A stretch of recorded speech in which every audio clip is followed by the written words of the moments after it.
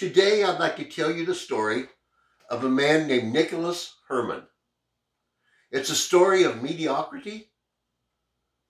It's a short midweek devotion from the Littleton United Methodist Church.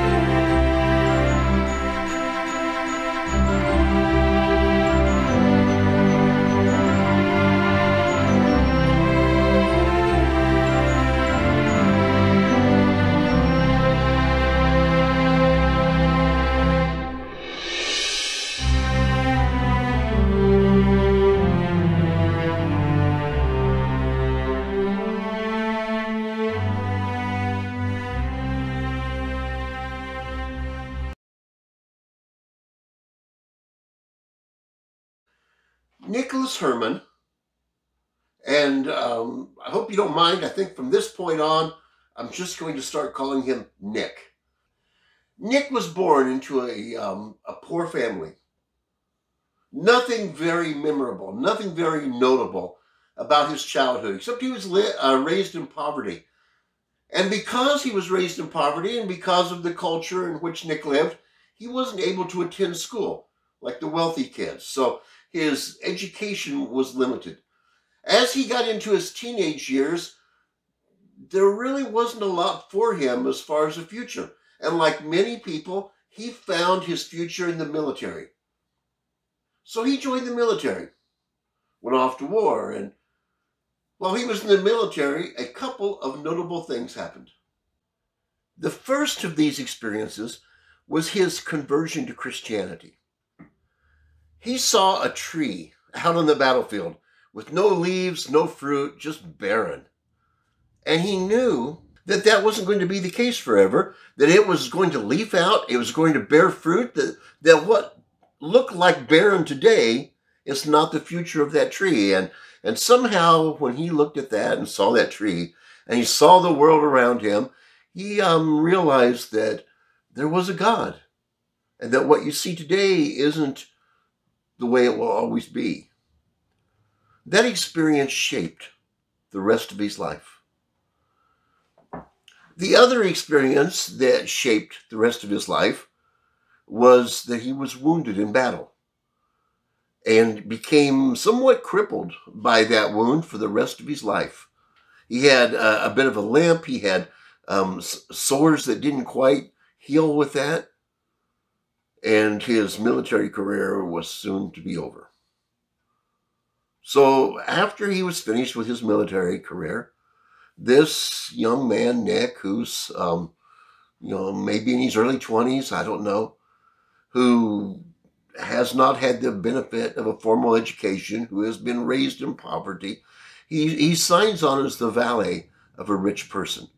And so for many years during this stage of his life, he is serving this wealthy person. And when his time of service was up, he decided to explore the religious life a little more deeply, and he became a monk. As is the custom in monasteries, when Nick came in and made his final vows to the monastery, he was given a new name. At the monastery, they didn't call him Nick or Nicholas. They call Nicholas Herman, they call him Brother Lawrence. And so Nicholas, who was Nick, who now is Brother Lawrence, and I think that's the way I'll refer to him now, he found that in the monastery it's not much different than it is in the world. There's still a bit of a pecking order. And he was not a theologian. He was not a seminary teacher. He was not a priest. He didn't have a great deal of authority. He was pretty close to the bottom of the totem pole. So his job in the monastery, serving religious life, was to be a cook for the other monks. And so he served for years, maybe 10 years, I don't know, in the kitchen, cooking and mopping floors and washing pots and pans, and still a life of mediocrity. Only now it's sort of hidden under a different name and a different location and just sort of invisible. Well, that didn't last forever either. But someplace in there, he could no longer do the pots and pans. His military wound has caused him trouble. He was limping. Physical work was difficult. They had to find a place for him in the monastery where he could serve the Lord and serve the monks, but without standing on his feet all day. And so Brother Lawrence got assigned the position of taking care of shoes and stuff. He was like the cobbler. He fixed them, he took care of them, made sure that the monks all had good shoes. And so he did that pretty much for the rest of his life. So Brother Lawrence, he came into the monastery, he served the Lord, he cooked, he cleaned, he mopped, he took care of shoes, and he did that for a lifetime. And then he died. Well, Nicholas Herman, Nick, Brother Lawrence, was, I think, around 77 years old when he died, having spent his life cooking and cleaning and washing and repairing and making sandals for the other monks. But there has to be something more about his life, or why would I be using him for a devotion over 300 years after he died? Well, it's just this. Partway through that time in the monastery, he tried an experiment. That is to give every moment, every activity over totally to God, to make every moment of his life an opportunity to communicate with God. He didn't think that prayer had to be reduced to structured prayer at certain times, but that while you're washing pots and pans, you can pray. While you're mopping a floor, you can pray. While you're fixing a sandal, you can pray. And God can be in every moment. Now, we just had a devotion on that recently when we talked about the sacrament of the present moment with De Cassade. And here Brother Lawrence is saying the same thing. And this devotion coming from a Methodist church, it makes sense because John Wesley, who was in our spiritual lineage, would have gone along with this very well. He also committed every moment, the highs, the lows, to God. Now, in the process of doing that, Brother Lawrence was known as a humble man, a common man. His speech was always kind of rough and uneducated and straight and to the point, and a grace-filled man, and a man that was filled with peace and with wisdom. So much so that even though his main job was washing pots and pans and cooking meals and mopping floors and fixing sandals or making sandals, really what God had him do was a string of people during his lifetime would just come and ask him all sorts of questions and spend time with him because they were spending time in the presence of what they considered to be a holy man.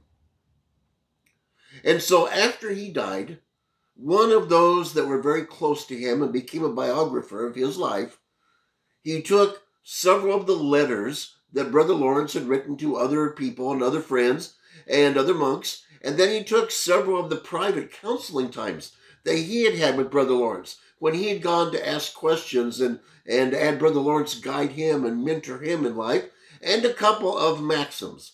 because Brother Lawrence was one of those that always had these rules and maxims for life, and he put them all together into a very small book that is called The Practice of the Presence of God.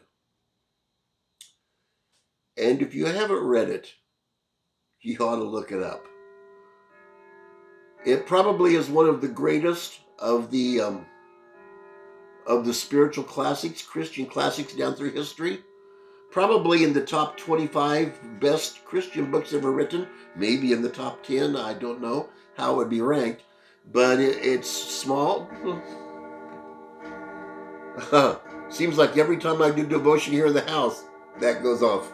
If you remember during COVID, it was going off about every time.